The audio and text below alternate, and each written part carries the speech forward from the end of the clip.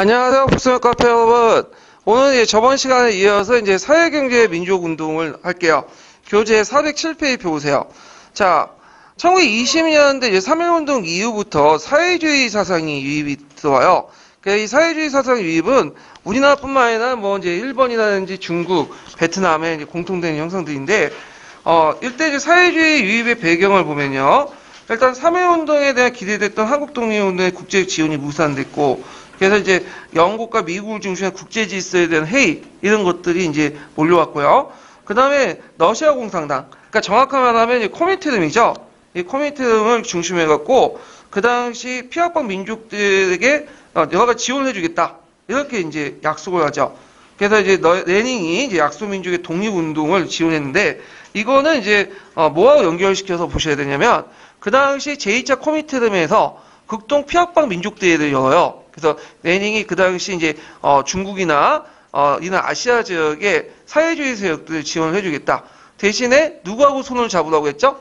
좀 더 개명된 그 부르주아 세력들과 손을 잡아라. 자, 이 결정이 되잖아요. 그래서 제1차 국공학전도 일어나고 신간에도 일어나고. 근데 이건 뒤에 좀 얘기를 하고요. 자, 그래서 우리나라에서 사회주의가 유입되면서 그 당시 그랬는데 사회주의 사상들은 저 일본의 유학생들이나 특히 연해주 한인사회를 통해서 국내에 유입돼요. 그래갖고 일본에서 배워왔거나 연해주는 그 당시 소련 땅이었죠. 그래갖고 그 당시 블라디보스톡이라는 도시가 있었는데 거기에 건설하는데 한인들이 많이 동원됐어요. 그래서 거기에 한인들이 많이 살았고 몇몇 한인들은 러시아 사람 귀한 한인들도 많았거든요. 그래서 이들을 통해서 국내에 도입되면서 이게 또 이 운동이 국내에 들어온 사회주의 단체들이 또 청소년, 소년운동, 여성 노동자 농민운동, 그다음 형평운동에 큰 영향을 미쳐요. 예. 그래서 있고, 그래서 1920년대 사회주의 단체들이 곳곳에서 형성이 되는데, 그래서 국내에서 제일 큰 사회주의 단체는 서울 청년의 계통이죠. 예. 그 다음에 일본에서는 일본 유학생 중심으로 해서 뭐가 있냐면, 북풍회, 하요회, 소련 유학생계 중심으로 돼가지고 등등 여러 단체들이 결성이 된다. 이런 단체들이 각각의 특징들이 있는데 굳이 그 특징까지 외울 필요는 없을 것 같아요. 그냥 이런 단체들이 있구나 하고 넘어가시면 될 것 같아요. 그 다음에 조선공산당 결성 관련된 내용을 보기 전에 예전에도 제가 언급을 좀 했긴 했는데 보통 국외 공산당 조직이 크게 두 가지가 있었죠. 처음에는. 그래서 그 당시 전노 한인공산당을 중심한 한 계열과 그 다음에 한인사회당 계열 두 가지가 있었어요. 그래서 전노 한인공산당은 주로 이르치크파 중심으로 해갖고 형성이 됐던 건데 러시아에 기하된 교포들 중심으로 형성됐던 파들이고 한인사회당은 우리나라 최초의 사회주의 단체였어. 이동희 아시죠? 이동희가 있다가 이것이 나중에 상하이파 공산당으로 바뀌게 돼요.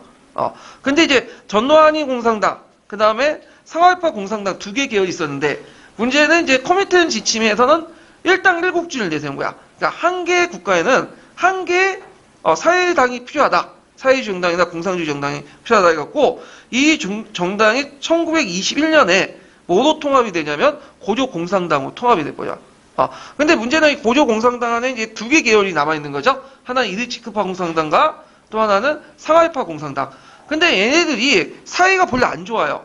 그래서 이르치크파 공산당은 주로 뭐냐면 기한 러시아 한인들로 구성됐기 때문에 얘네 민족 문제보다는 뭐에 관심이 있어요? 계급 투쟁. 근데 한인사회당 그러니까 상하이파 공산당은 계급도 중요하지만 뭘 더 중요시하면 민족도 중요시해요. 그러니까 둘이 안 맞는 거죠. 결국에는 무슨 사건을 통해 터져 나가는 거죠? 러시아 있는 자유시 사건으로 터져 나가잖아요. 자유대대하고 살림부대가 부닥치면서. 자, 그러니까 이렇게 분열 막 자유시 사건을 하니까 그 당시 상하이파의 이동희하고 그 당시 여운형이 누구 찾아갔냐면 그 당시 레닌을 찾아간 거야. 그러면서 레닌하고 코민테른 비난하니까 그 당시 레닌이 열받아가지고 야 해체시켜버려. 그래가지고 고조공산당 해체되고 그리고 너네들이 공산당 만들고 싶으면 밖에서 만드는 게 아니라 안에서 만들어라. 조선 국내에 대해서. 그래서 일당 일국주의인데 거기다 뭘 붙이냐면 일당 일국 내국주의를 붙여요. 그러니까 안에서 만들려고.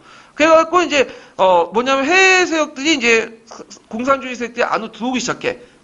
그러면서 또 토착박 그 공산주의 세력들 있죠? 거기다가 또 뭐냐면 일본의 유학생 중심의 공산들 그 사회주의 세력들이 들어오면서 이제 1925년에 이들이 또 이해관계를 달리하면서 만든 단체가 뭐냐면 1925년에 조선공산당이에요. 근데 조선공산당은 이제 문제가 뭐냐면 안에서 이제 여러 파들이 같이 있었잖아요. 근데 이들 사이가 별로 안 좋아. 주도권 다툼 심했고, 거기에다가 1925년에 무슨 법이 만들었죠? 치안유지법. 그렇기 때문에 치안유지법 때문에 항상 탄압을 받아요. 그래가지고 얘네들이 몇 차까지 해체가 되냐면 1차부터 해서 4차까지 해체가 돼. 그러니까 공산당 만들어 놓으면 해체시켜 놓고 또 공산당 만들면 해체시키고 1차, 2차, 3차, 4차 공산당까지 하니까 좀 이제 그 공산당 입장일 때는 좀 합법적인 공간이 필요하다. 그래갖고 그 당시 누구하고 손을 잡은 거예요? 비탈적 민족주의자들과 손을 잡게 돼요. 그러면서 만든 게 1927년에 신간회죠. 예, 이렇게 이제 흐름들을 좀 기억을 해주시면 될 것 같아요. 자, 그래서 이제 결국에는 이제 그 4차의 재건 과정을 거쳤다. 이렇게 이제 보시면 되고, 자, 사회주의 사상이 유입되면서 이제 큰 문제점이 뭐냐면 민족주의와 사회주의 진영의 대립이 초래돼. 그래서 민족주의와 사회주의자들은 뭘까 보면 요게 좀 정의를 정확히 할 필요가 있는데 사회주의자들은 민족주의자들이에요. 일반적으로. 근데 민족주의 운동하다가 독립운동하다가 뭘 선택한 거죠? 사회주의 선택한 거야. 그럼 사회주의 선택하지 않은 사람들이 뭐가 되는 거야? 민족주의자들이야. 그러니까 뭐 사회주의자도 민족의 문제를 무시했다. 그게 아니라 민족의 문제도 중요시 여기지만 이념적으로 뭘 선택한 거야? 사회주의 선택한 거죠. 근데 이거는 우리나라뿐만 아니라 그 당시에 뭐 베트남이라든지 중국의 공산주의자들은 기본적으로 어떤 사람이다? 민족주의자들이에요. 근데 다만 민족을 그 해방이나 독립을 위해서 누구를 선택한 거야? 사회주의와 손을 잡았다. 이렇게 좀 기억을 해두시면 되겠죠. 그래서 이제 민족주의자들은 이제 중요한 모순을 뭐 어떻게 인식했냐?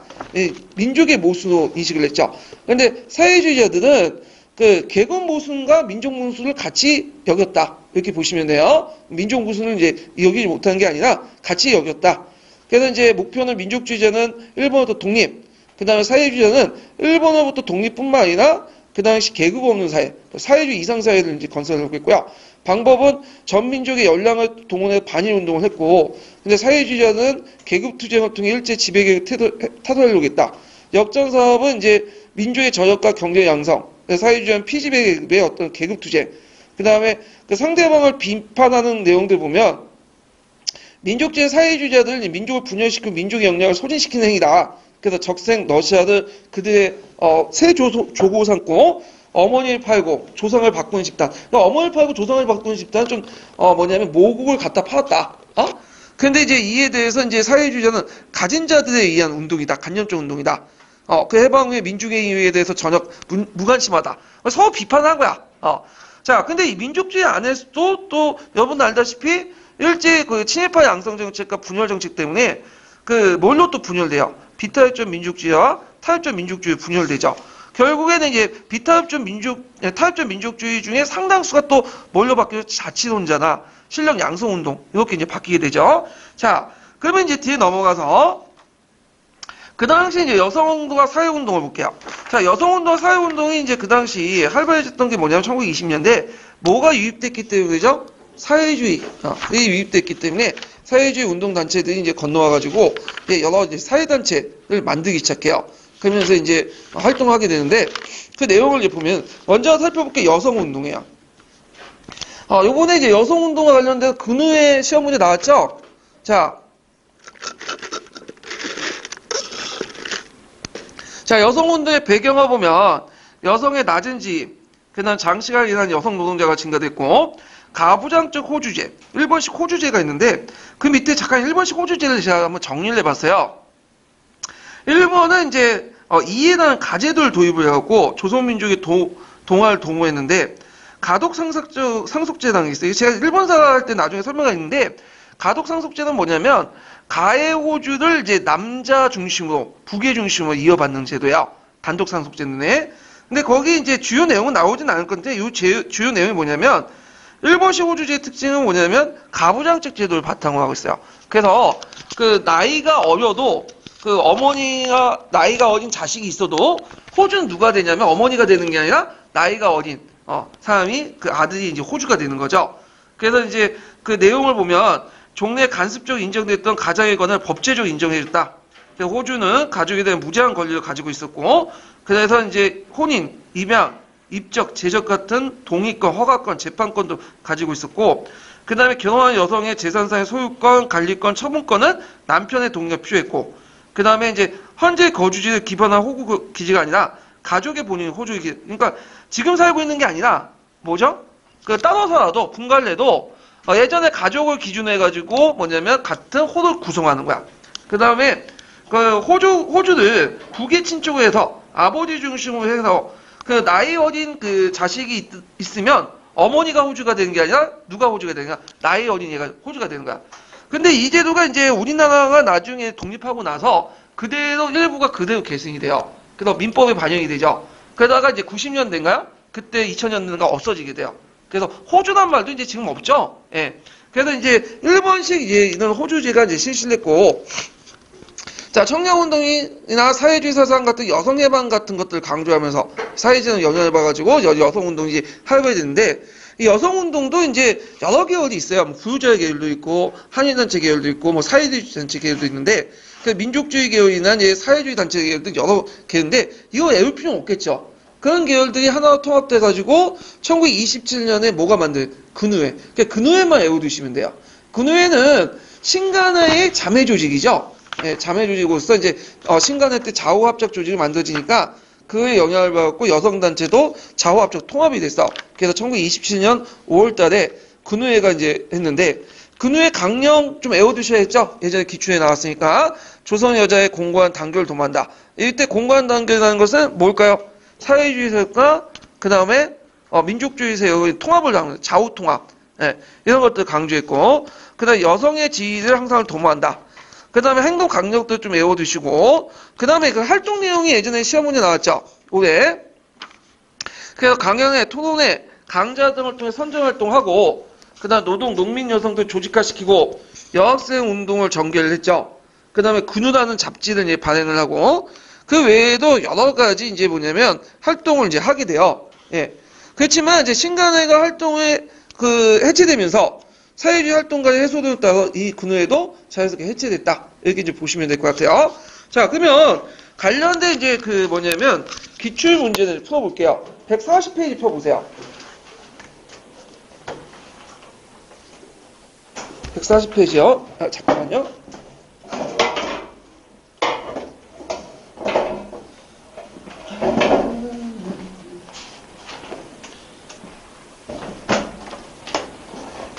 아이고 이게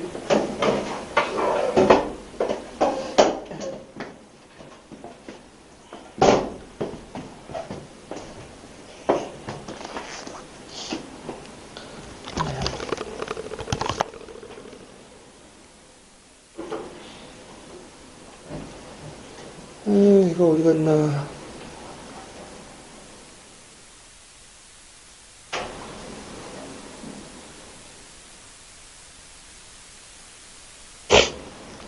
자, 140페이지 10번 문제 볼게요.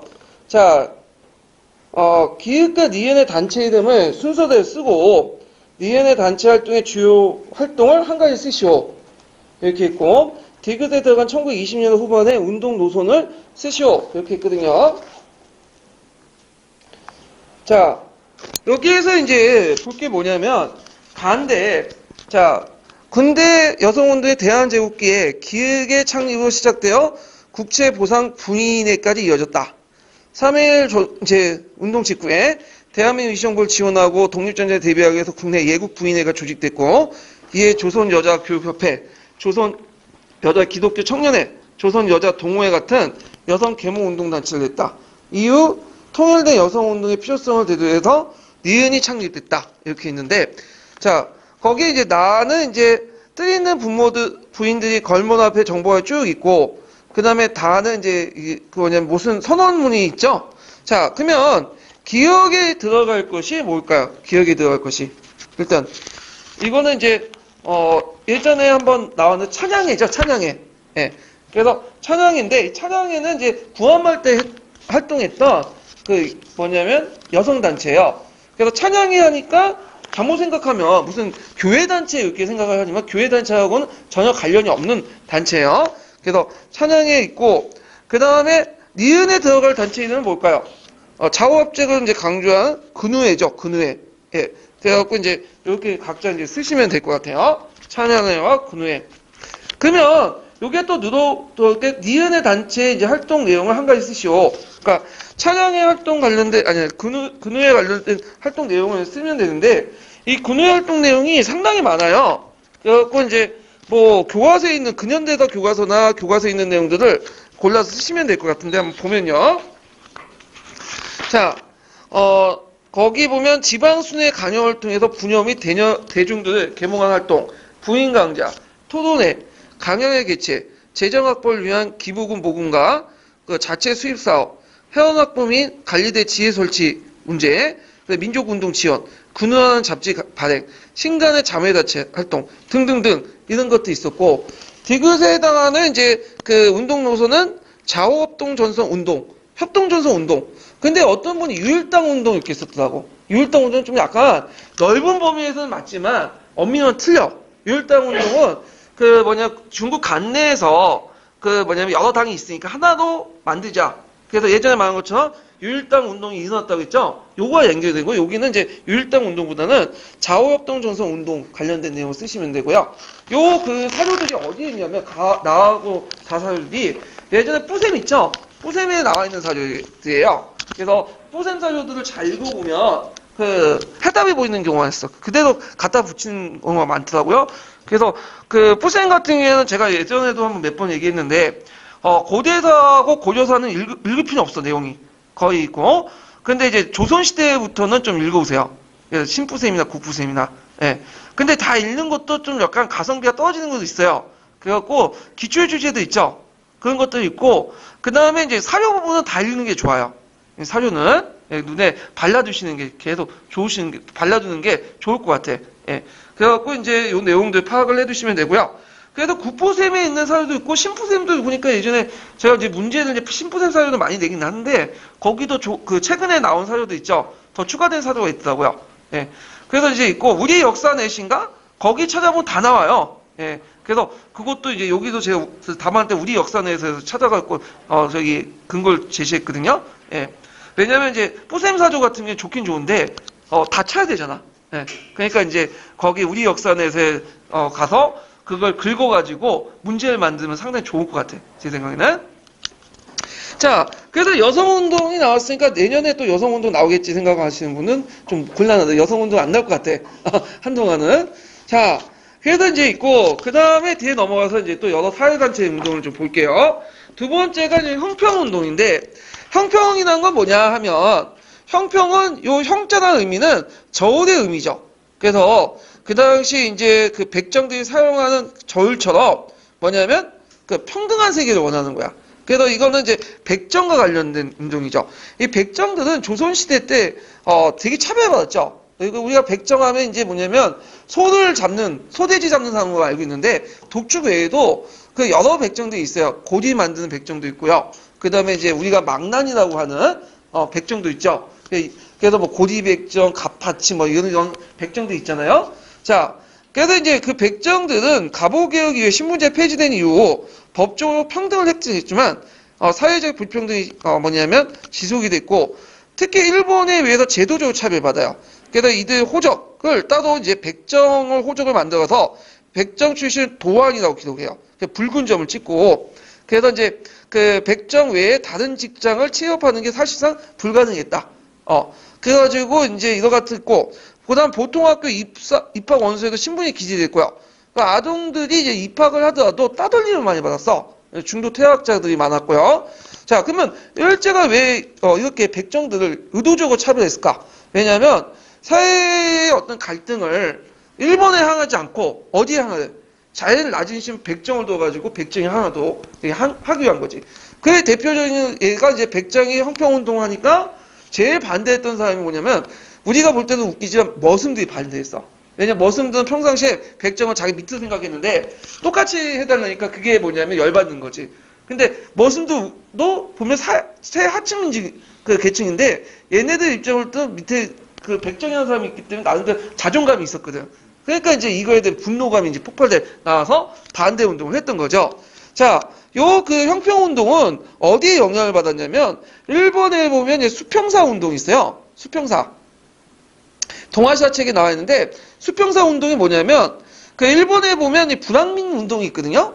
그래서 에따 신이라고 해갖고 일본 애들도 이제 뭐냐면 가죽을 만들거나 그런 사람들 따로 에따 신이라고 불황민이라고 차별냈어. 그래갖고 일본이 메이지 유신 이후에도 계속 차별받았거든요. 지금도 계속 차별받고 있어요. 일단.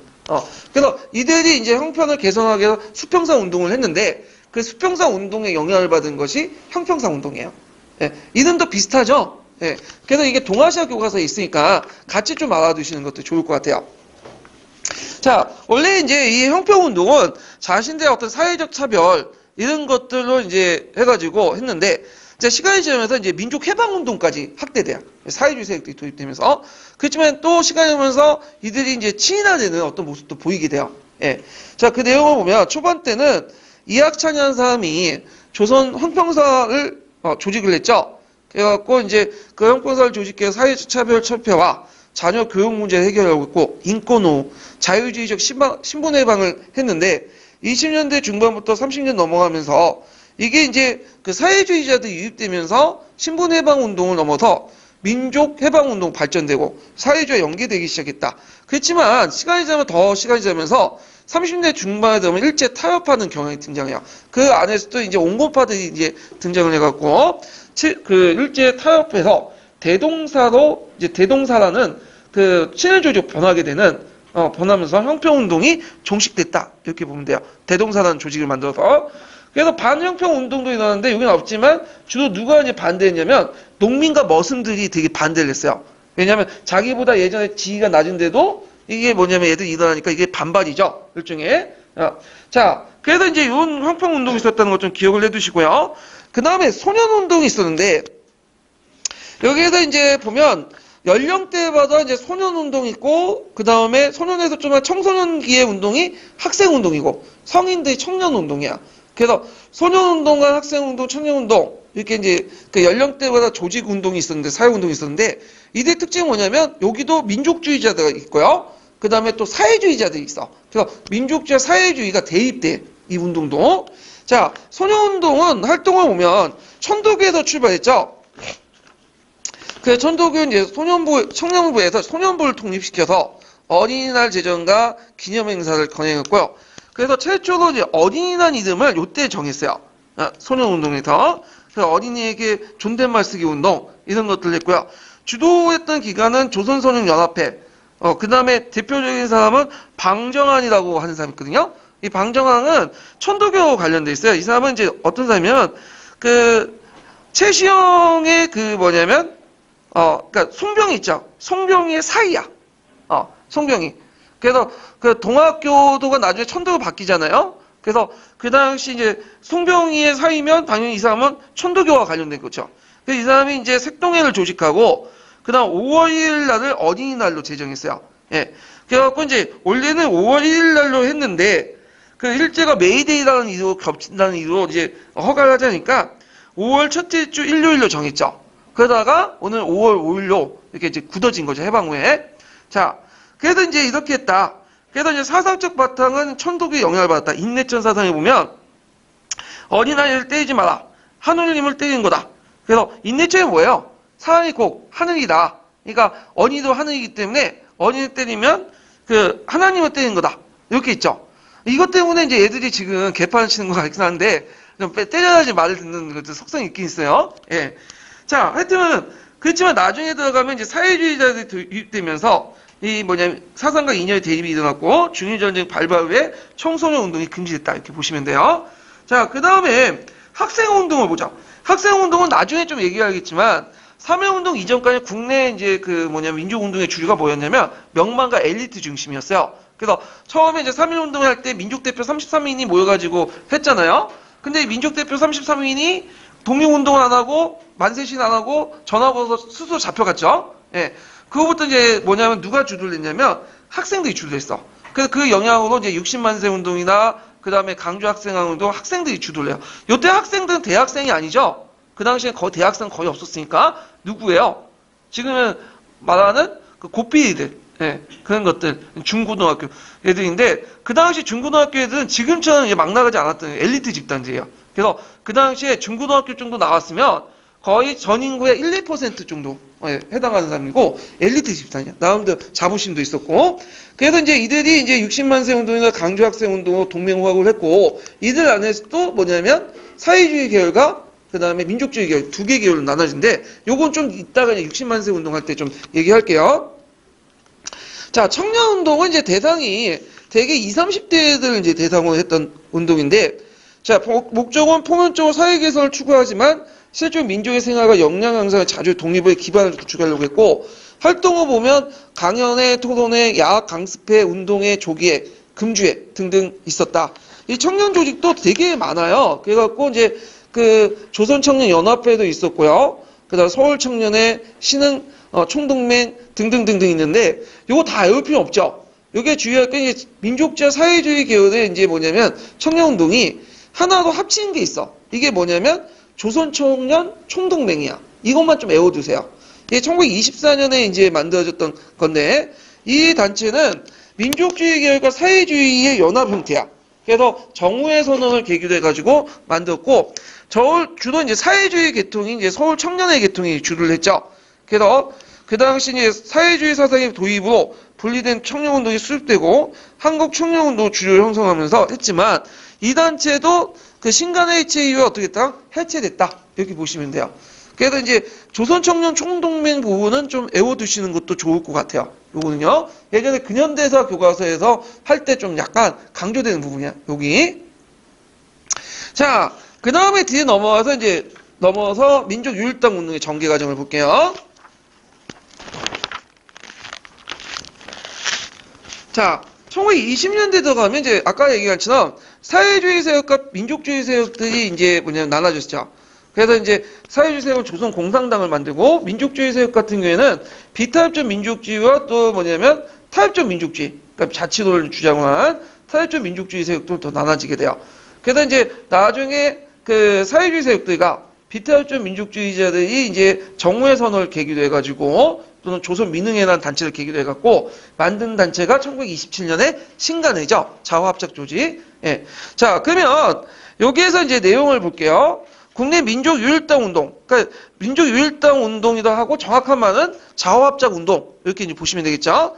성격을 보면 독립운동의 이념과 노선의 차이를 극복하기 위해서 비타협적 민족주의와 사회주의 진영 간의 연대가 있고 그 다음에 민족해방은 독립이죠. 공동 목표를 달성하기 위해서 자화합작 민족 협동정선 운동을 했고 절대 독립론이란 뭐냐? 이건 타협적 민족주의자들이 자치론이나 이런 것도 주장하면서 또 실력 양성을 주장하면서 뭐냐면 우리는 독립한 역량이 없기 때문에 그냥 일본의 보호 아래 그냥 인정하는 자치를 하자. 아니면 독립을 하더라도 먼 훗날 하자. 이렇게 주장하잖아요. 그게 아니라 지금 당장 즉각적으로 독립하자는 거야. 그래서 이제 이런 사람들이 이제 주장했고 그럼 민족유일당 운동의 배경을 세 가지 측면을 볼 수 있어요. 민족주의, 사회주의 측면, 또 일제 측면 이렇게 볼 수 있는데, 자, 그 신간의 창립 배경은 이제 보면 민족주의 내용에서 이제 보면 민족주의자에서 일부 세력들이 자치운동 등 타협적 경향을 등장하게 되죠.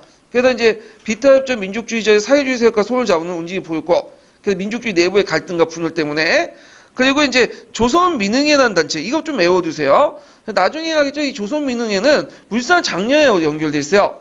그래서 물산 장려의 시기 때 물론 물산 장려 운동이 상당수가 이제 나중에 들어가면 친일화되는 경향이 있고 타협적 경향이 있지만 그 안에서도 비타협적 경향도 있었어요. 그래서 이 대표적인 단체가 조선민흥회라는 단체인데 이 조선민흥회가 이제 그 운동하는 과정에서 누구와 손을 잡았냐면 그 서울파 공산주의 세력들과 손을 잡았어. 그래서 이런 조선의 민흥회의 활동 내용들이 민족주의 진영 안에서도 뭘 포용할 수 있는 계기가 된 거야. 사회주의를 포용할 수 있는 계기가 마련됐고요.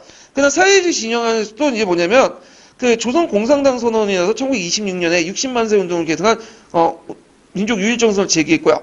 그때 60만세 운동은 나중에 얘기했지만 무슨 세력과 무슨 세력이 결합해서 한 거죠? 민족주의 세력과 사회주의 세력 결합해가지고 일어난 거죠. 예. 그래갖고 이제 이걸 계기로 해갖고 제기했고, 특히 이제 정우회 선언, 이거 꼭 외워두셔야겠죠. 정우회 선언은 그 조선공산당 안에서 이제 정우회라는 조직이 있었어요. 그래서 거기에서 이제 공포한 선언인데 비타적 민족 부르주아 세력들을 조직하고 계급투쟁 등에서 민족 독립 정치 투쟁 노선을 전환했고 공산주의 운동에서 분파 투쟁을 청산하자. 그래서 이제 그 당시 정우회 선언은 사회주의 진영 안에서 민족주의를 받아들이는 선언이죠. 그래서 정우회 선언은 민족주의를 포용하자. 그 다음에 두 번째는 그 당시 조선공산당 안에 분파 투쟁이 많았잖아. 이걸 종식시키자. 그래서 안바 밖으로 통합을 하자는 선언이야. 그래서 사회주의 선언 측면에서 민족주의를 받아들이는 그런 중요한 역할을 했다. 좀 기억을 해두시면 돼요. 그 다음에 또 거기에다가 이제 사회주의 계열의 위축이죠. 60만 세 운동은 그다음 조선공산당이 조직하다가 나중에 발각이 되거든요. 그래서 그때 2차 조선공산당이 개멸이 돼요.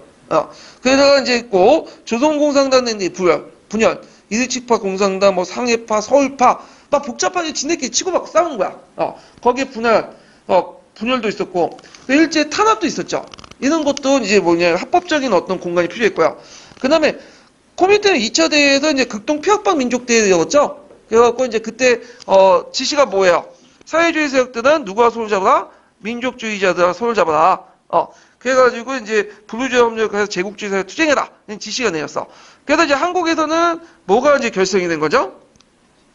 여기 신간회가 결성되고 중국 관내에 이제 우리나라 독립운동 세력들이 민족유일당 운동도 했고 그다음 삼부통합운동도 했고 그다음 중국에서는 제1차 국공업자 이렇게 연결돼 있죠. 자, 그 다음에 이제 여기에서 이제 일제 입장을 제가 여기 안 적어놓은 것 같은데 자, 한 번 더 적어놓으세요. 자, 일제 입장에 올 때는 이제 왜 허용했냐? 자, 일제 입장에 올 때는 얘네들이 지하에 잠적돼 있으면 파악하기 힘들죠. 그러니까 얘네들 합법적으로 유인해갖고 파악하고 통제하기 쉽기 때문에 그런 거죠. 그래서 그런 것도 같이 이제 적어주시면 될 것 같아요. 네, 일제 입장도. 그래서 결국에는 이제 신간회가 창립됐다. 이 신간회는 1927년에 창립됐는데 특징이 뭐냐면 신간회하고 신민회가 차이점 아시죠? 네, 신간회, 신민회 다른 조직이에요. 일단 신민회는 비밀 조직이죠. 신간회는 뭐야? 합법적인 조직이야. 그 당시에.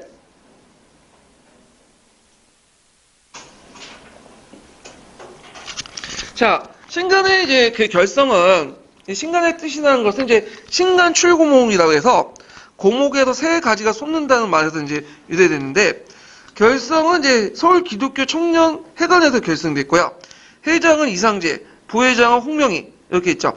이상재는 민족주의 계열이고 홍명희는 이제 이 사람은 유명한 또 소설가도 썼죠. 인격적으로 썼던. 그래서 사회주의가 유명한 사람인데 이 특징은 민족 개장주의 특장에 대한 민족 협동정서 운동이고 합법단체였다. 그래서 일본이 이들을 효율적으로 통제하기 위해서 뭐냐면 분열을 유도하기 위해서 합법단체로 인정을 해준 거죠. 자, 조직을 보면요. 여기에 보면 이제 조선일보, 지금 조선일보는 상당히 보수 지역이잖아요. 예. 근데 그 당시에 조선일보는 상당히 동아일보보다 진보적이었어.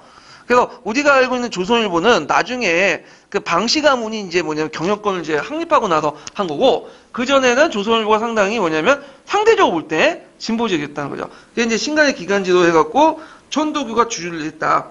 그 다음에 기타 이제 기독교, 불교계, 유린계, 사회주의계 이런 것들이 있고 중앙에서는 되게 민족주의 세력들이 우세했는데 지방은 사회주의 세력들이 우세했어요. 오히려 일부도 그렇게 한 것도 있어요. 왜냐하면 이들이 그 중앙 간부 진출을 억제하고 지방 지혜를 장악하기 시작했거든요. 왜 그러냐면 여기를 장악해야지 뭐냐면 노동자와 뭘 조직할 수 있어. 농민들 조직을 할 수 있고 그 다음에 조선공산대 말단을 확대시킬 수 있다. 그런 생각 때문에 그런 것 같아요. 자, 하여튼 활동 내용을 보면요. 신간의 강령 그거 외워두셔야 되겠죠. 예전에 기출문제 나왔던 건데 자, 일단은 우리는 정치적 경제적 각성을 촉진한다. 그 다음에 우리는 단결을 공고히 한다. 자, 우리는 단결을 공고히 한다는 것은 뭘 의미할까요? 이거는 이제 이념 분열 없이 뭐냐면 사회주의 민족주의 같이 하자 운동을. 우리는 기회주의 일체 부인한다. 기회주의라는 건 타협적 민족주의를 배격하고 자치도를 배격하고 그런 내용이죠. 그래서 이제 그 신간의 강령이 예전에 시험문에 나왔기 때문에 암기해 두세요. 이거를. 예. 그래갖고 이제 신간의 강령이 있는데 신간의 강령이 이제 그 나중에 좀 뭐냐면, 좀 약간 더 확대돼요. 이게 내용이 변화가 일어나거든요. 뭐 중요한 건 아닌데, 이 수정화는 이제 좀 보면, 자, 여기 보면 우리는 정치적 경제적 각성을 촉진한다를, 우리는 조선민족의 정치적 경제적 해방을 시작을 기한다. 그 다음 우리는 단결을 공고히 한다는 내용을, 우리는 전 민족의 총역량을 집중해요. 민족적 대표기관이 되기를 기한다. 그 다음 우리는 기회주의 일체 부인한다는 내용을, 우리는 일체 개장주의 운동을 배격하여 전 민족의 현실적 공동이익을 위해서 투쟁하기를 기한다. 이런 식으로 내용 바뀌어. 예. 그래서 요게 나오니까 이거 신간의 아니야? 아니 게 아니라 같은 신간의 강령인데 앞에 지금 우리가 이제 교과서에나 통론에 있는 거는 수정 전에 있는 거고 제가 지금 언급한 내용은 수정 후에 이거 같은 신간이에요. 예, 신간의 강령이라는 걸 좀 알아두시고요. 자, 그러면 이제 신간의 그 구체 내용들을 이제 좀 볼게요. 자, 신간의 구체 내용을 보면 자치운동을 규탄하고요. 그 다음에 이제 한국의 착취기관. 그러니까 한국의 착취기관 뭐야? 동양척식 주식회사죠. 그리고 한국인에 대한 특수취재법을 폐지한다. 그래서 이제 이런 내용도 있고요. 그 다음에 교육차별 금지. 그 다음에 한국어 교육 실시. 사회과학 사상 연구의 자유. 사회과학 사상은 이제 뭐냐면 사회주의. 사회주의 얘기예요. 그래서 우리나라 같은 치안유지법이라도 일본의 치안유지법은 좀 다른 게 뭐냐면 일본의 치안유지법은 사회주의 단체를 뭐냐면 만드는 거 금지는 해요. 근데 사회주의 그 책을 읽는 것 자체는 막진 않아. 왜냐면 뭐 이건 연구의 자유다, 뭐 사상의 자유다는데 우리나라의 치안유지법은 일본법을 도입했는데 더 강화된 거야. 거기에 이제 사회주의 책조차도 연구조차도 읽지 못하게, 연구도 하지 못하고 읽지도 못하게 하는 문제점이 있죠. 자, 강요활동의 민족의식을 고취시키고, 그 다음에 일본이 이민정책. 이거는 이제 일본인들이 동양척식 주식회사를 통해서 땅을 싸가지고 그냥 정착하는 그런 과정인데, 이런 것들을 이제 반대하고. 그 다음에 이게 이제 제일 중요한데, 강조학생운동 진상조사단을 파견하죠. 그래서, 이들이 이제 진상조사단을 파견하고 나서 서울로 올라와서 대규모 민중집회를 열려고 했는데, 사전에 뭐예요? 발각이 돼. 그래서 그 당시 이제 이게 발각이 되면서 그 당시 조병원, 허영, 홍명희 이런 사람들이 잡혀 들어가게 돼요.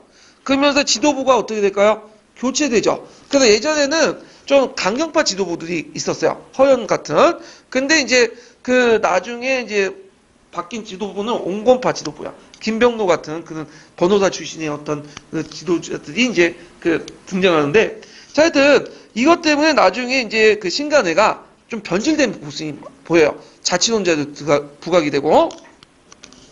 그 다음에 이제 그 자매단체인 근우의 결성. 그 다음 사회주의 운동 전개. 사회운동 전개.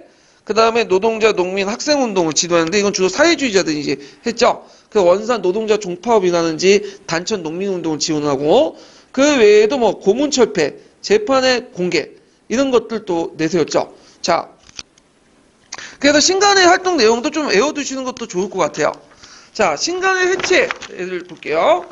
자, 신간의 해체를 이제 사회주의자는 뭐라고 얘기하냐면 신간의 해소라고 하죠. 신간의 해소. 이 해소라고 이제 부른 뭐냐면, 해소는 한 조직체의 해산을 뜻하는 해체와 달리 한 운동에서 다른 운동의 형태로 좀 번지복적 자기 발전을 하다. 근데 이건 관념적인 내용이고 정신승리고 실질적으로 뭐죠? 해체예요, 해체. 예. 그래서 이제 말을 이렇게 비비 꼬는 그냥 문제가 있어. 근데 해소와 해체가 구별이 없어요, 솔직히 말해서. 근데 그 당시 이제 사회주의자는 이걸 해체라고 하지 않고 해소라고 했다. 이렇게 보시면 돼요. 그래서 신간의 해체는 1931년인데 신간의 제2차 전체대회 때 해체됐어요. 이게 웃긴 게 신간회 같은 경우에는 중앙총회를 딱 2번 열었어요. 첫 번째 열 거는 신간회 창립대회 때. 그 다음에 두 번째는 신간회 해체 때. 딱 2번 열고 끝났어. 이게 왜 중앙총회를 그렇게 적게 열었냐면 2번밖에 열지 않았냐면 자주 열면 어떻게 됐어? 1번이 얘네들 다 파악할 수 있겠죠. 그래서 이런 것들 잘 열지 않았던 거예요. 자, 그러면 이제 신간의 해체의 이제 그 배경들을 이제 좀 볼게요.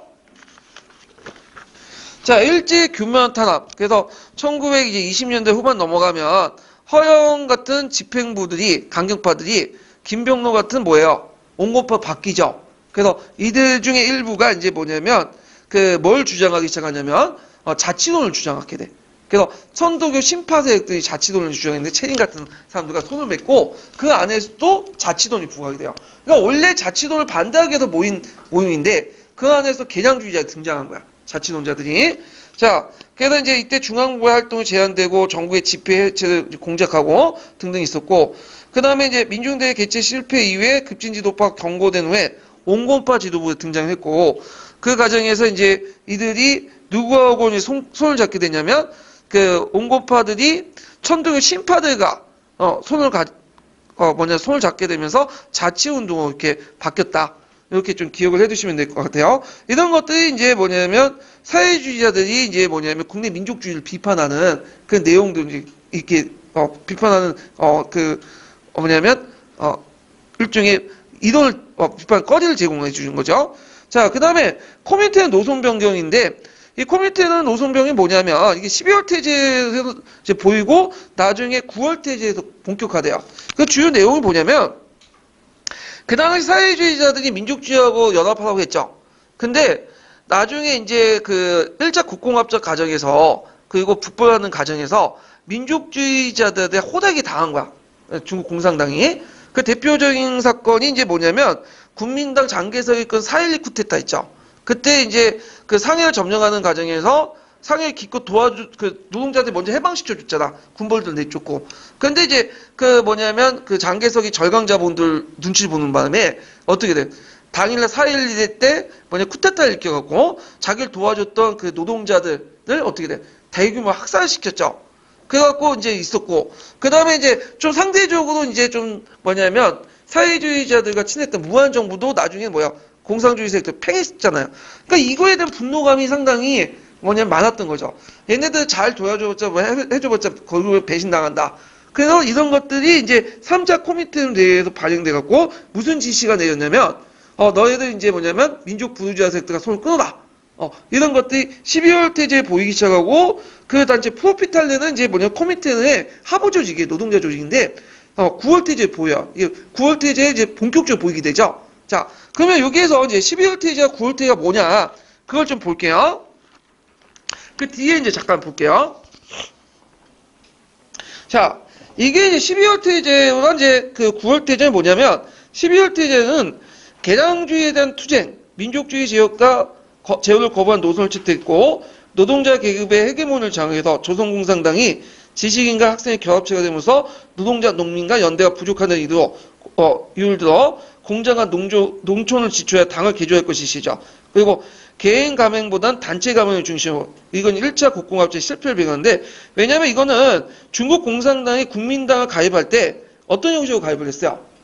당대 통합이 아니라 개인이 들어가고 통합했죠. 그래서 중국 공산당 당원이 당적을 유지한 채 국민당으로 이렇게 통합하는 방식이었잖아요. 이런 것들이 이제 문제가 있다. 이렇게 이제 비판하면서 종전의 신간화의 그 방법도 개인 대 개인이 이렇게 들어와서 했거든요. 단체가 들어온 게 아니라 이걸 이제 한다. 근데 이 12월 태제는 명확하게 그것을 신간회를 비판해서 한 건 아니야. 신간회를 딱 명시하진 않았지만 그 밑에 복선에 누구를 염두에 둔 거예요? 신간을 염두에 둔 거예요. 아직까지 명시하진 않았어요.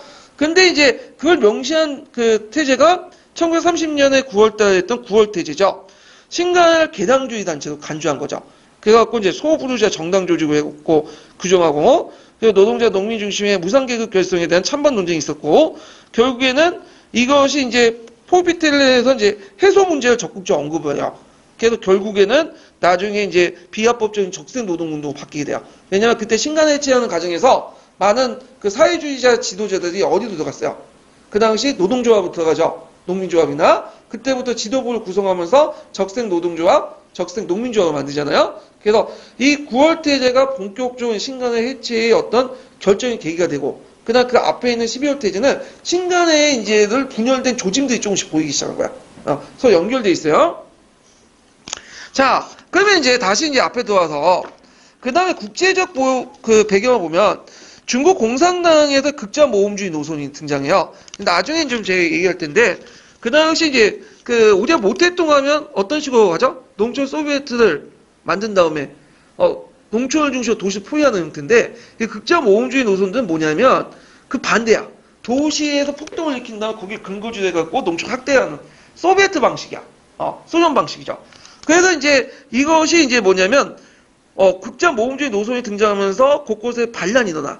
도시를 장악하고. 근데 도시를 장악하는 것까지는 괜찮은데 도시 장악하고 국민들 가만히 있어요? 아니죠. 병력을 파견해서 진압을 해버린 거지.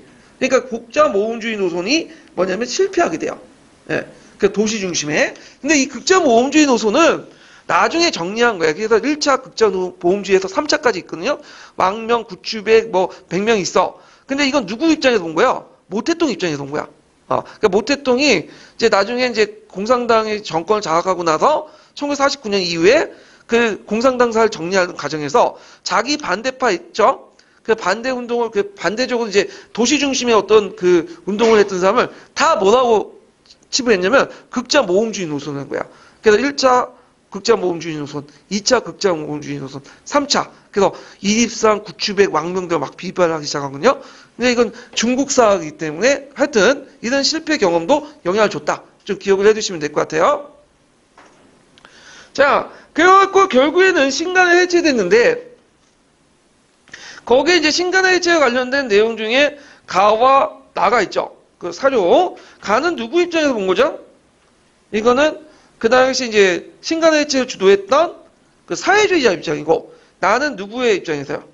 이거는 이제 신간의 해체에 반대했던 비탈적 민족주의자들 논리죠. 그래갖고 이제 이렇게 두 가지 사료 좀 뭐냐면 기억을 해주세요. 그 관련된 기출문제 예전에 나왔으니까. 자, 그 다음에 뒤에 넘어가세요. 자, 신간의 해소 이후의 투쟁 방향을 볼게요. 자, 민족주의자들은 점점 개량주의로 빠져요. 그래서 민족운동을 탈락하면서 친일 경향이 증가되고, 이것이 이제 학생운동과 또 농민운동으로 또 다른 쪽으로 또 계승이 되고, 그래서 이제 그 있고, 사회주의자들은 이들은 이제 농민조합, 노동조합으로 각각 들어가서 지도부를 구성하게 되죠. 그래서 적색 농민조합, 적색 노동조합 같은 거 개편돼. 그래서 이제 점점 대중적 성격 조직에서 이념적 성격 조직이 바뀌고, 폭동 같은 강경한 노선을 촉대되면 대중적 기반이 상실되고, 그 다음에 일본으로부터 집중적 타격을 받아요. 그래서 1930년대 보면 노동쟁이나 소득쟁이가 되게 많이 나죠. 30년대. 근데 이 30년대 노동쟁이나 소득쟁이는 좀 여기 포에 보시면 다시기에 해당하는데, 나시기에 일어난 거와 좀 달라. 나시기 때는 주로 뭐 때문에 일어났어, 이거는? 경제권 투쟁이죠. 생존권 투쟁이잖아. 그래서 소장료 낮춰달라, 임금 올려달라, 이런 것들인데, 다시기 때 노동투쟁은 좀 달라요. 농민투쟁들은. 왜냐면 이때부터 이제 신간화 해체된 이후에 그 사회주의 세력들이 본격적으로 유입되면서 이들이 내세웠던 게 뭐냐면 반제국주의, 반봉건투쟁이야. 그래서 예전에 아마 1920년대 그 농민투쟁의 요구와 그 다음에 1930년대 농민투쟁, 소작쟁의 요구 차이점 물어본 거 있죠? 요거와 연결시켜서 보시면 돼요. 그렇지만 30년대 반짝거렸는데 이게 문제점이 뭐냐면 조직을 너무 노출시켰어. 그 사회주의 세력의 조직들. 결국에는 일제 탄압으로 지하했다. 지하 탄압에서 이제 박헌영이 이제 경성 코놈이라는 콩코노브 같은 조그만 이제 서클로 이제 만들어요. 그럼 그 당시에 왜 이렇게 그 30년대 초반에 신간화 해체된 후에 사회주의 세력들이 왜 이렇게 이제 뭐냐면 노동쟁이나 농민투쟁을 통해서 급격한 그 가격간 행동했을까? 그건 뭐냐면 그 코미테름을한테 보여주기인 거죠. 인정투쟁이야. 왜냐면 이미 이제 그 당시에는 신간화 해체 과정에서 4차 그 뭐냐면 조선공산당 해체된 시기였고, 조선공산당을 새롭게 재건하려고 했는데 누굴 인정해줘야 돼요? 코미테름이 인정해줘야 될 거냐? 근데 코미테름 인정받으려면 우리가 조직 역량이 있다는 것을 보여줘야 될 거냐? 그러다 보니까 무리하게 이렇게 적색 농민조합, 노동조합 만들어갖고 뭐냐면 보이는 식으로 이제 활동하다 보니까 이 급격한 탄압을 이제 받게 된 거야. 예. 결국에는 그 코미테의 입장이 뭐냐면, 너네들은 이제 국내에서 활동하기 힘들다. 그러니까 국외에서 당을 만들지 말고 국외에서 그 당시 옆에 있는 일본 공산당과 조선 공산당 안에 들어가서 활동해라. 그래가지고 결국에 그게 마무리되고요. 결국에는 조선 공산당은 언제 재건이 되죠? 다시 해방 후에. 그래서 5차 조선 공산당이 재건이 되죠. 그때 재건한 사람이 그 유명한 박헌영이에요. 예. 그래서 40년대, 40년대 들어가면 국내 그 공산주의, 사회주의 세력들이 당을 독자적으로 만들지 않고 되게 중국 공산당하고 일본 공산당이 들어가서 활동해요. 그래서 예전에 한번 40년대 중국 공산당 세력 중에 한인 세력들이 그 하북 조선 독립전선 연맹을 만들었다고 했죠? 그 예전에. 그래갖고 이제 그때 이제, 그 당시 이제 설명할 때 제가 그 최장희, 허정수, 무종 같은 사람들이 그 당시 이제 그 조선 우용대 하북지대가 결합해갖고 조선 독립동맹을 만들었다고 했잖아요. 이들이 이제 국외에서 활동했던 그러니까 중국 공산당 산하 밑에 들어갔던 한인 공산주의 세력인데 왜 그렇게 활동할 수밖에 없었다면 코민테르 지시 때문에 그런 거야. 이 코민테르 지시 때문에. 자, 그래서 이제 이런 내용들 좀 기억을 해두시면 될 것 같아요. 자, 그러면 언제 신간의 그 해체 한계를 보면 반일투쟁이 합법적인 공간이 축소됐고요. 그 다음 민족주의자들이 민족운동 전선을 탈락해서 친화됐고 대중의 조직에 실패됐다. 그러니까 사회주의자들이 이제 해소단 명분으로 해체를 시켰는데 그걸 통해서 좀 다른 단계의 어떤 조직 역량을 보여주겠다 했는데 오히려 사회주의 명분과 달리 실제로 대중의 조직化실패하게 되죠. 이런 것도 연결시켜서 보시면 되고요. 외워두세요. 예전에 시험 문제 나왔죠. 사회주의 세력과 비태합적 민족주의 세력이 결성한 최초의 민주협동단체다. 외워두세요. 그래서 이걸 통해서 이제 그 당시 그 해외전선에 일어난 민족통일운동 전선의 경험을 제공했고 민족의 어떤 사상적 지주를 제공해줬다. 그래서 사회주의 세력과 비태합적 민족주의 세력이 결성한 최초의 민족협동단체. 그거 외워두시는 게 좋아요. 02년 기출문제인가요? 네, 그때 한번 나왔어요. 이 부분이. 자, 그러면 신간회와 관련된 내용들 한번 그 기출에서 찾아서 한번 볼게요. 몇 페이지를 보시냐면 136페이지 펴보세요. 136페이지.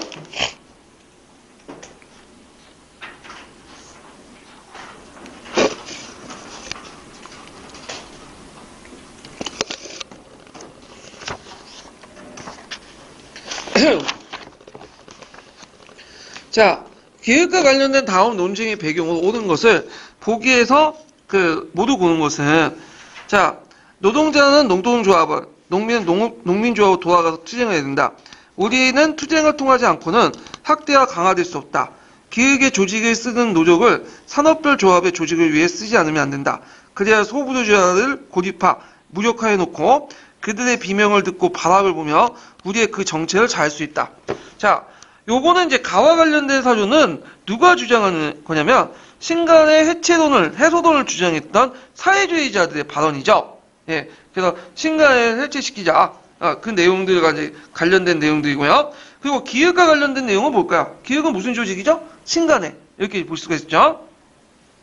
그 다음에 이제 두 번째 사료는 조선인들 대중적 운동의 목표는 정면에 일정한 세력을 향해 집중되어야 할 것이니 이에서 민족운동과 개국운동은 동지적 협동을 병진하는 것이다. 그래서 전체적 협동하여 진행하기보다는 그 자체 내에 상호의 영도권이 다르고 역량의 분산 및 자기 마모의 가오를 범해서는 아니 된다. 이 말은 뭐예요? 분열하지 말고 통합을 하자. 그래서 이들은 민족주의자들의 주장이죠. 비탈적 민족주의자들.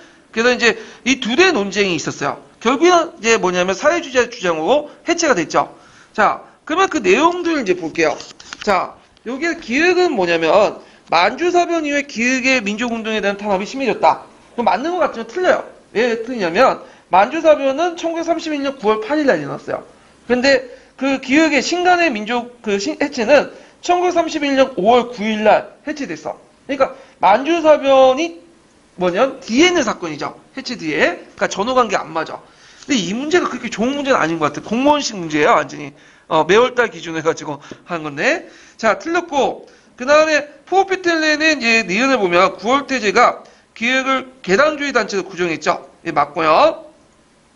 그 다음에 이제 민중대회 사건 이후에 기획의 본부 간부들이 타협주의 노선을 보였죠. 예, 맞죠. 그래서 니은과 디귿을 맞고, 그래서 허연을 중심으로 했던 급진파가 김병로를 중심으로 한 이제 온고파로 바뀌게 되고, 그 다음에 니은을 보면 경제공황 이후에 일제는 농민운동 개장을 위해서 조선농지론을 실시했다.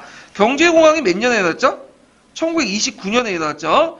농민운동 개장한데 이 농민운동 개장안은 이제 그 1920년대 초반에 실시했던 천도교 신파계열에서 조선 농민사를 지원한 내용이에요. 조선 농민사와 관련된 내용이고 조선 농지정은 몇 년에 일어났어요? 1934년에 일어났죠. 그래서 전반적으로 이게 뭐냐면 시기적으로 다 안 맞아. 관련도 없고. 그러니까 답이 이제 몇 번이에요? 니은과 디귿. 그래서 답이 3번이죠. 자, 그 다음에 뒤에 넘어가서 이제 6번을 볼게요. 자, 거기에 강령을 내세우고 있는 활동했던 단체들에 관해서 옳게 설명한 것은 이렇게 있는데, 자, 우리는 정치적 경제적 각성을 촉진한다. 우리는 단계를 공고히 한다. 우리는 기회주의를 일제 배격한다. 신간에 관련된 내용이죠. 그러면 내용을 보면 법률이 허용하는 범위에서 이들은 자치운동을 제기했다. 자치운동 반대했던 단체들이고, 개당주의적인 민족주의자들과 사회주의자의 협동정서를 결성한 게 아니라 그 비탄압적 민족주의자들이 결성했던 거고요. 그 다음에 국권의 회복과 공화정치의 국민국가 수립 목표는 국외 독립운동 기지를 건설했던 것은 뭐냐면 신민회죠. 이렇게 이제 보시면 돼요. 그 다음 전국에 설치한 지혜를 통해서 노동자, 농민운동, 학생운동 지도했다. 맞죠? 답이 4번이고요. 그 다음에 이제 신간에 관련된 부분이 하나 더 있는데, 4번 문제 건너뛰었네요. 예. 4번 뒤에 136페이지 앞장 잠깐 보면요. 자, 신간의 기본 강령을 쓰고 신간 활동을 역사적 의의를 두 줄이내 쓰시오. 기본 강령, 우리는 정치적 경제적 각성을 촉진한다. 우리는 단결을 공고한다. 우리는 기회주의를 배격한다. 외워두시고, 역사적 의의는 민족 유일당 운동을 통해 민족주의 진영과 사회주의 진영이 이념을 초월해서 다이난 민족운동을 추진했다. 이렇게 보면 돼요. 이게 이제 신간회와 비슷한 단체들이 이제 뭐냐면 국내에 활동했던 단체 중에 건국동맹 있죠. 그 건국동맹이 후신이었던 건국준비위원회. 이렇게 이제 이런 자화합작 조직이었다. 이거 같이 알아두시면 되겠죠. 자, 그 다음에 이제 관련된 이제 평가 문제를 풀어볼게요. 총괄평가 문제.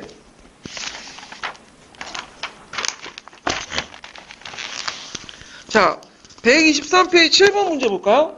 총괄평가.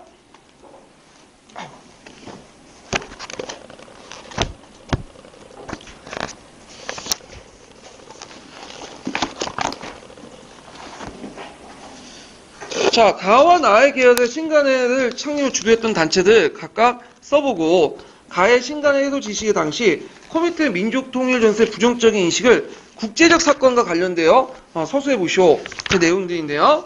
그 내용을 이제 보면, 잠깐만요.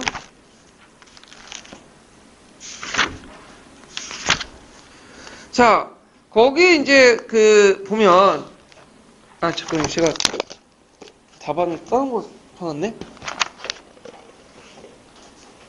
있고,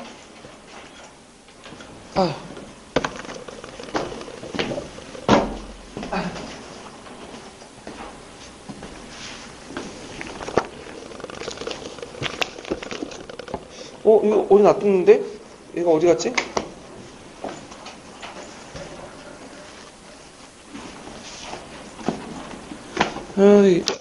이거 안 갖고 온 것 같아.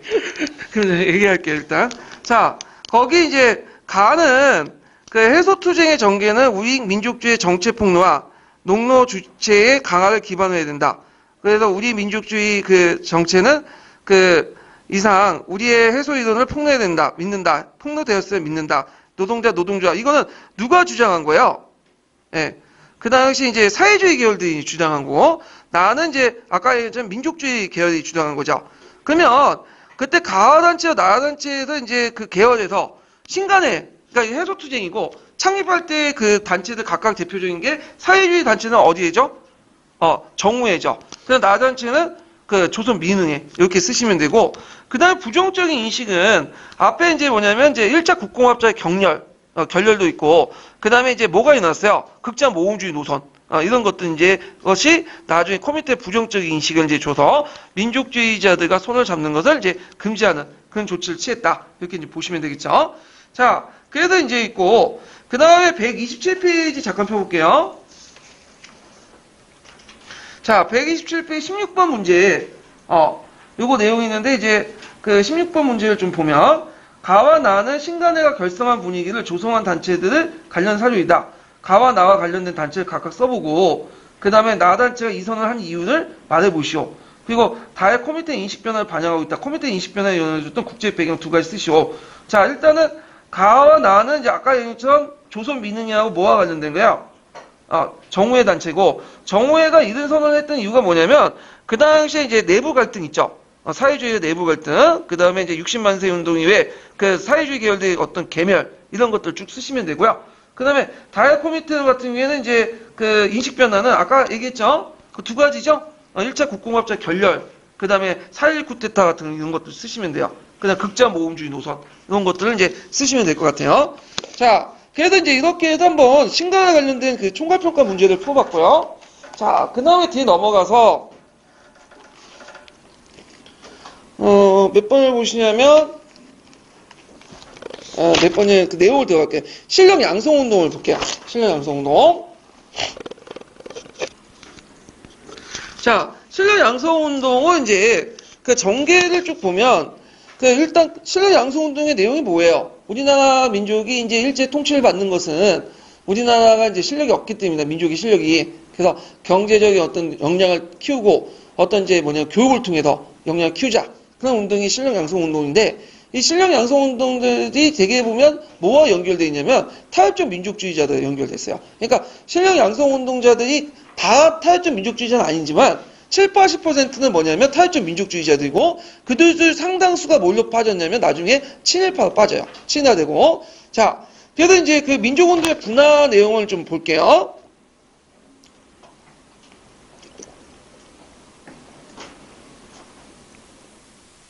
자, 분화 내용을 보면 이제 그 예국계몽 운동단체가 있죠. 구한말 때 의병운동.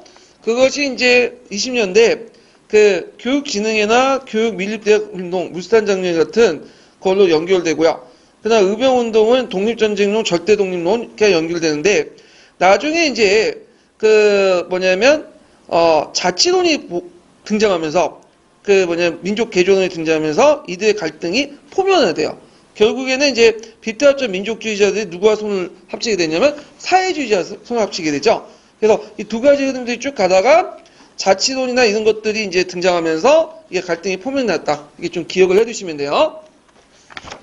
자, 그래서 이제 있고, 그 다음에 이제 실력 양성론은 이제 즉각적인 독립론이 어렵기 때문에 문화통치, 해산철폐, 사회지정의 개당주의 수용해서 타협적 민족주의로 상당히 변화됐고, 그 다음에 30년대 들어와서는 친화 경향을 띠고 있다. 이렇게 보시면 될 것 같아요.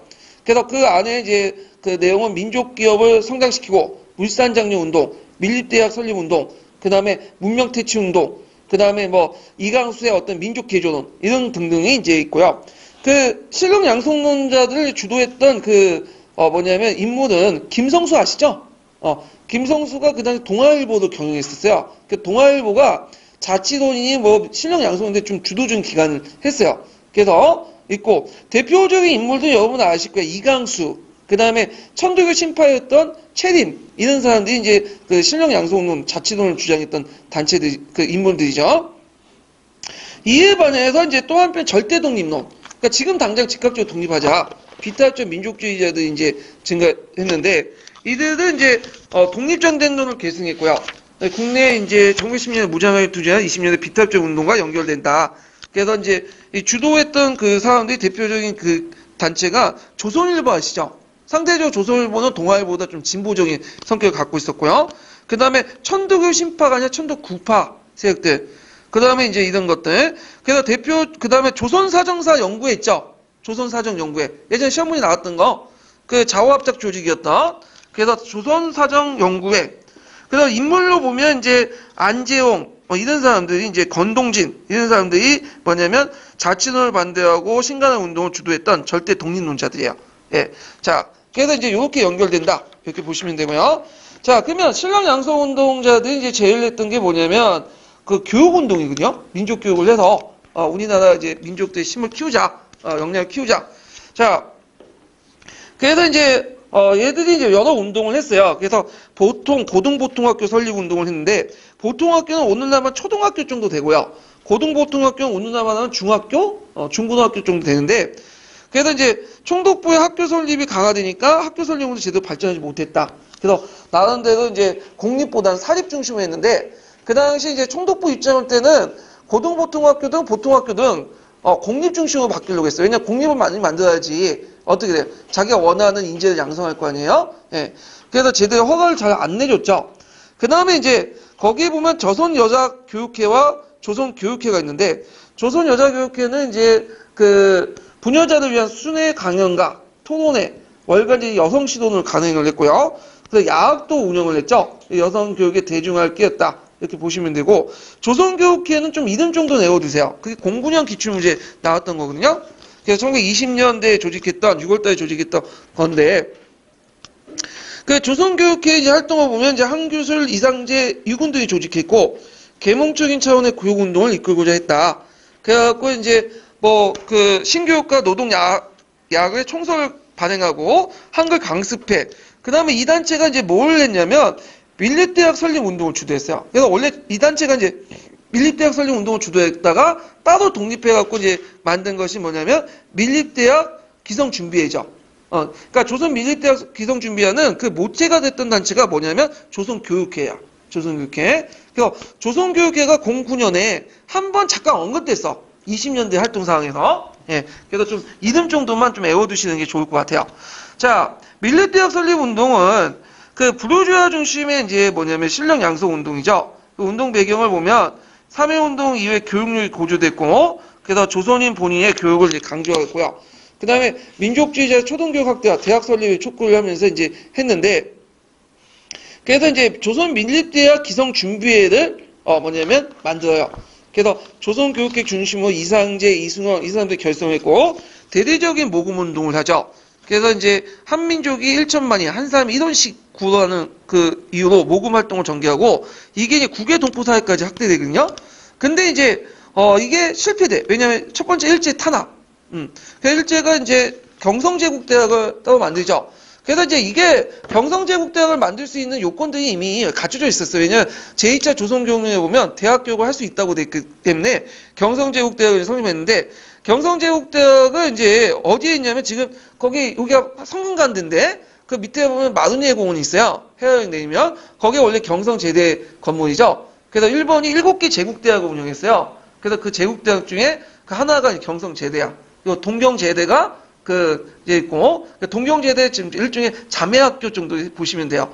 근데 이제 경성제국대학이 좀 웃긴 게, 거기에 한국인들은 몇 분의 몇만 들어갈 수 있냐면 3분의 1만 커트질 수 있어. 그러니까 일본에 거주한 일본인들, 그 다음에 조선에 거주한 일본인들, 예, 이게 각각 3분의 1이고, 한국인들은 3분의 1. 그 나중에 이제 3, 40년대 들어가면, 일제가 이제 사교육 없앤다고 얘네들 똑같이 일본어만 시험 보고 이제 그 경성제대 들어가게 했거든요. 그러다 보니까 이제 일본에 공부 못한 애들이 이제 와가지고 경성제대 들어갔어. 오늘날 서울대에 일본어만 잘하면. 자, 하여튼 이런 경성제국대학을 수용했고, 그 다음에 그 당시에 또 때마치 대홍수 한발들이 많았어. 그 모금운동이 제대로 안 됐어. 이런 것도 있었고, 한계는 뭐냐면 그 당시에 이제 그 대다수의 민중들은 보통 학교도 못 가가지고 글자도 모르는 상태인데 이런 것들이 이제 뭐가 필요했냐? 오히려 대중교육을 소위했다. 야학 같은 거 강습소가 훨씬 더 낫겠죠. 대중교육 하면. 그리고 일부 자산가들 이익만 대변한다. 특히 사회주의 비판하는데 왜냐 사회주의 입장일 때는 이 대학 성립해봤자 누구만 갈 거냐? 못 먹고 못 사는 노동자 농민의 아들과 딸들이 가는 게 아니라 누가 가겠어요? 부르주 출신의 딸들과 아들이 가겠죠. 그러니까 얘네들을 위한 운동이다. 그래서 이제 비판을 했다. 그래서 이제 민족 개장주의 운동에 변질됐다. 그래서 그 당시에 뭐냐면 밀립대학 설립 운동은 식민지하의 대다수 민중들이 절실한 욕을 반영하지 못했기 때문에 대중적인 지지를 받지 못했어요. 이런 것들이 좀 한계로 나와 있었다. 이렇게 좀 보시면 될 것 같아요. 자, 그 다음에 문명퇴치 운동 관련된 내용인데, 자, 문명퇴치 운동은 1920년대 후반에서 30년대 초반까지 행해졌던 것들이죠. 그래서 그 당시에 일본의 그 일제 식민지 차별교육 때문에 그 당시 교육을 제대로 못 받았어요. 그래가지고 아까 이제 말한 것처럼 이제 문맹자들이 많았거든요. 이 문맹자는 뭐냐면 글자를 모르는 사람들이 되게 많았던 거야. 그래서 이제 조선일보, 동아일보를 중심으로 해가지고 이제 뭐 문자 보고 운동이나 분화우드 운동을 펼쳤는데 조선일보, 동아일보는 뭐 민족의식을 함양시키기 위해서 하는 건 아니야. 일종의 뭐죠? 마케팅 차원에서 한 거죠. 왜냐하면 신문을 팔아먹으려면 뭘 알아야 돼? 글자는 알아야 될 거 아니야, 최소한. 그래갖고 이제 학생들 모집을 해가지고 학생들 시켰는데 학생들이 한글만 가르치면 되는데 더 이상 좀 나간 거지, 오버한 거지. 거기에서 민족의식 고취시키고 뭐 계몽화시키고 뭐냐면 등등 하니까 일본도 처음에는 가만히 보고만 있었어요. 그러다가 얘네들이 너무 막 나가거든. 그러니까 막 탄압을 하고 금지시킨 거죠. 예. 자, 활동 내용을 보면요.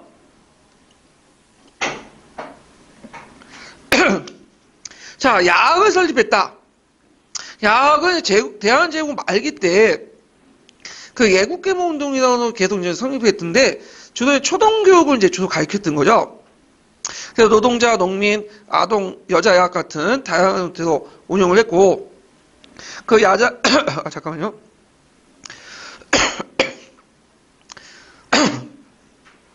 아, 요즘 애들한테 소리 깨끗 질렀더니 목이 갔어, 좀.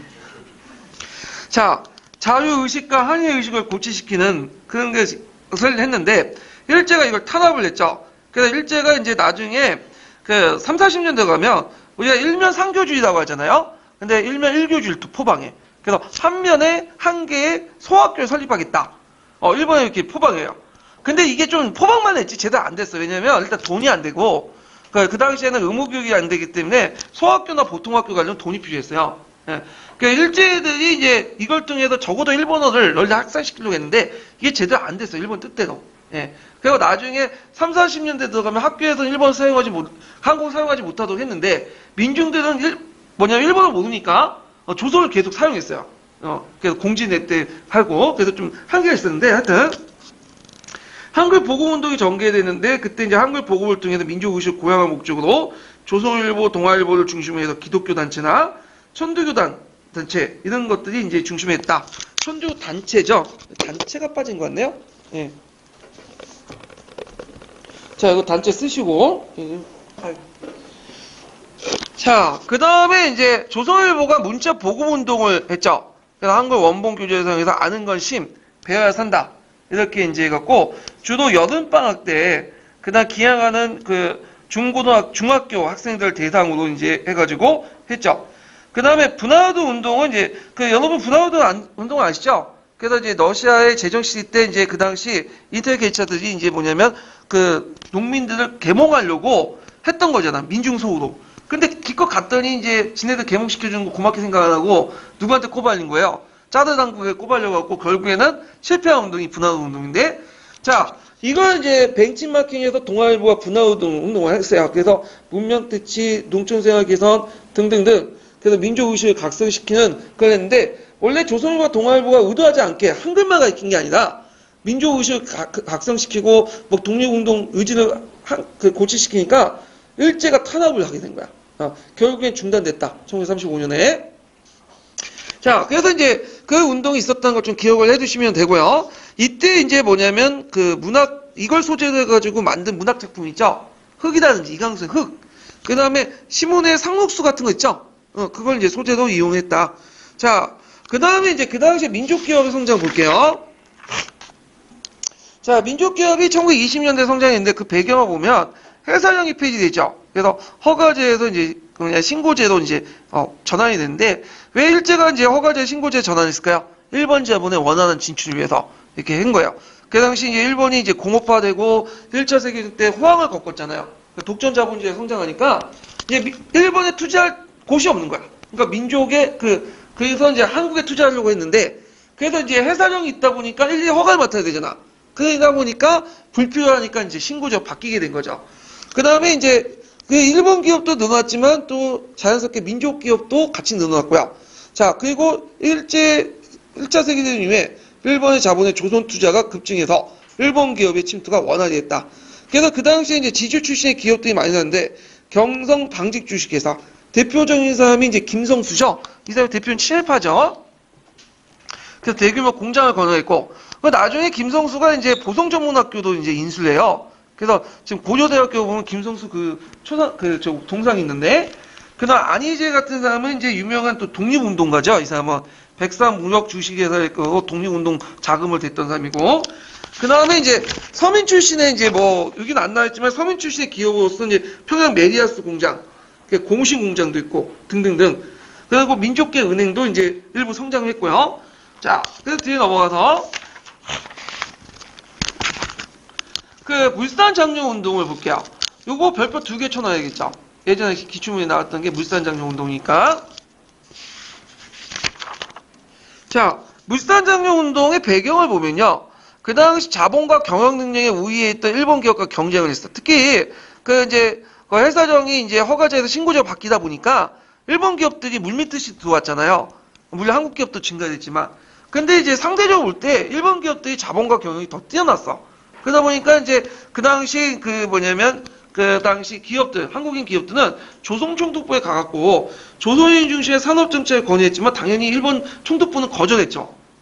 거기다 이제 일본 상품의 관세를 면제. 1923년에 있었던 건데 원래 이제 1910년대까지는 일본하고 조선 간의 그 무역 과정에서 관세가 있었어요. 관세가 있었던 이유가 뭐냐면 예전에 제가 한번 설명했는지 모르겠는데 일본이 우리나라를 통합할 때 병탄할 때 누구의 눈치를 봤죠? 그 당시 서양 열강대의 눈치를 본 거야.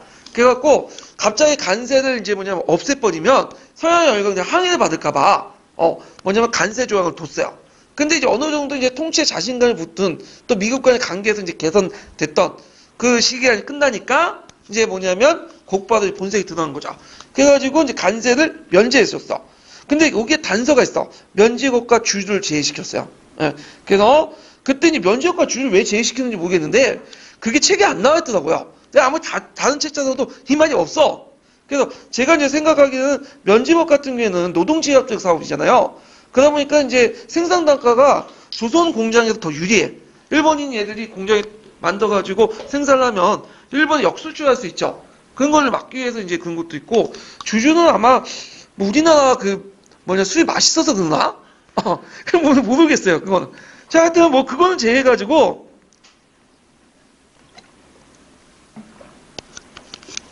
다양한 그 물품들이 값싸게 도입되니까 이때 이제 한국 부르주아 출신들이 했던 것이 물산장려 운동이죠. 그래서 배경 좀 기억을 해두시고요.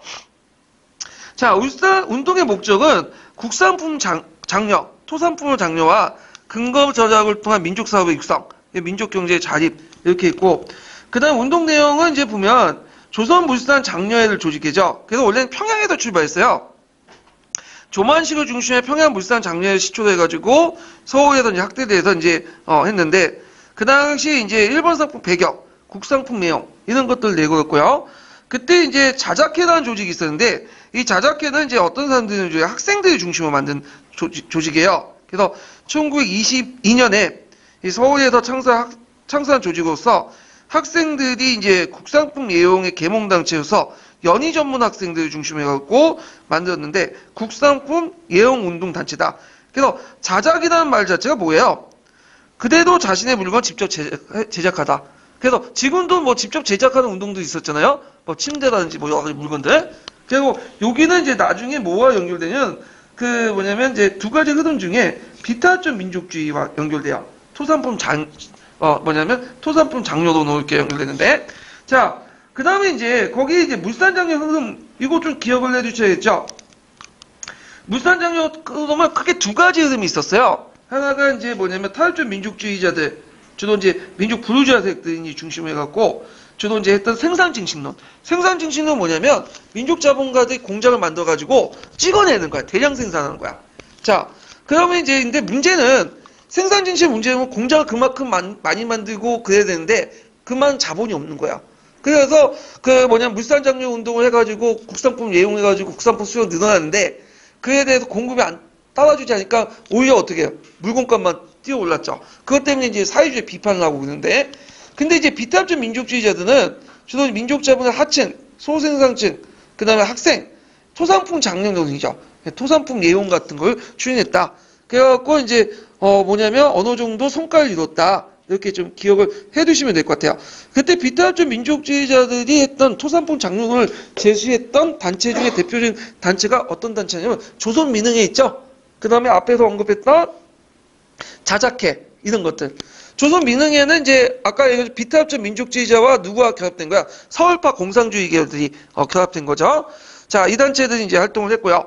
그 다음에 이제 한계를 보면요. 이 한계도 외워두셔야겠죠. 자, 수요를 뒷받침할 수 있는 생산력을 갖추지 못하고 공장 건설을 부진했다. 그래서 물가를 상승시켰다.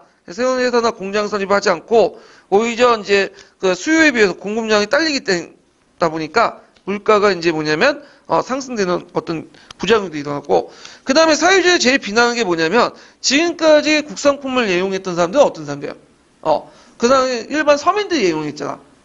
근데 지금 그 당시에 자기들은 외제 쓰고 일제 쓰면서 누구한테 이제 지금 강요하는 거예요? 그냥 일반 민중들이 계속 강요하고 있잖아. 그래서 상인과 자본가 계급만 챙기는 이용됐다. 그래서 상인과 자본가 계급의 이득만 챙기는데 이용했다. 비난을 받아. 이게 예전에 시험 문제 나왔던 거죠. 그 다음에 그 중에 상당수가 뭐한 일제 타협을 해요. 친일파로 이제 번신하게 되는데 친일세력과 대한 일제 타협함으로써 이거에 대해서 이제 뭐냐면 일부 세력들이 조선 민의회를 설립했다. 이렇게 기억을 해두시면 될 것 같아요. 그래서 운동의 진행 과정에서 이제 박용호, 유성준 같은 친일파들이 적극적으로 참여해서 운동의 목적이 흐려져 갖고 그래서 예초의 치기와 달리 일제 타협하는 모습을 보이면서 흐지부지 내면서 1년도 안 돼서 끝나게 돼요. 이 운동은. 자, 그래서 그 밑에 보면 물산장려 운동에 대한 이제 비판하는 내용이 있죠. 사회주의 측면에서 비판하는 내용들. 그 눈에 한번 사료 관련된 부분들 파악해 두시고요. 그럼 물산장려 운동 관련된 그 기출문제 풀어볼게요. 몇 번을 보냐면 137페이지 7번 문제 볼까요? 자, 보기의 취지에서 일어난 민족운동의 사회적 배경은 자, 여기에서 이제 현금 국민 각국의 저와 같이 상공법이 발달되었으나 자유무역주의를 행하는 나라는 하나도 없고 다 보호무역주의를 행하나니 이로써 보건대 선진이요 부강한 나라들도 저들과 같이 국산을 장려하고 무역을 보호하건대 하물며 뒤뜰 이거 쭉 나오니까 뭐가 관련된 거예요? 물산장려운동이죠. 그래서 물산장려운동과 관련된 것은 3번이죠. 민족자본 육성을 적극적으로 전개되었다. 그래서 그것들을 이제 쓰시면 되고요. 그 다음에 이제 관련된 문제가 이제 138페이지 뒷페이지 보면 이제 8번 문제가 있죠. 다음 가와 나는 1920년대 초반에 진행됐던 논쟁과 관련된 자료다. 논쟁의 계기가 된 민족운동의 전개 과정을 설명하고 이 운동에 대한 당시의 찬반 논리를 어떻게 전개되는지 서술하시오. 그래서 이제 가는 이제 물산장려에 내었던 구호와 관련된 내용이고 나는 물산장려에 대한 그 사회주의 입장에서 비판 내용이죠. 그래서 요때 이제 전개 과정은 이제 아까 얘기한 것처럼 이념적인 측면에서 이제 두 가지 흐름이 있겠죠. 하나는 이제 방법론 측면에 두 가지 흐름이 있죠. 그 당시 이제 두 가지 방법은 첫 번째 흐름은 타협적 민족주의 경향에서 생산 증식론가, 그리고 비타협적 민족주의에서 그 토산품 예용과 관련 토산품 장려론 요 두 가지 측면에서 쓰시면 될 것 같아요. 그래서 답은 이제 제가 지금 나용이 많기 때문에 이런 문제가 안 나올 거예요. 그래서 그거는 이제 기출 분석에 적어놨고 여기서 알아야 할 것은 뭐냐면 물산장려 흐름 요 정도만 이제 두 가지 흐름들만 기억을 해두시면 되고 찬반 논리에서 이제 사회주의자들 왜 그들을 비판했는지 그런 것들을 이제 같이 기억을 해두시면 될 것 같아요. 자, 그래서 이제 이렇게 이제 봤고 그 다음에 좀 쉬었다가 이제 뭐냐면 다음 내용을 전할게요.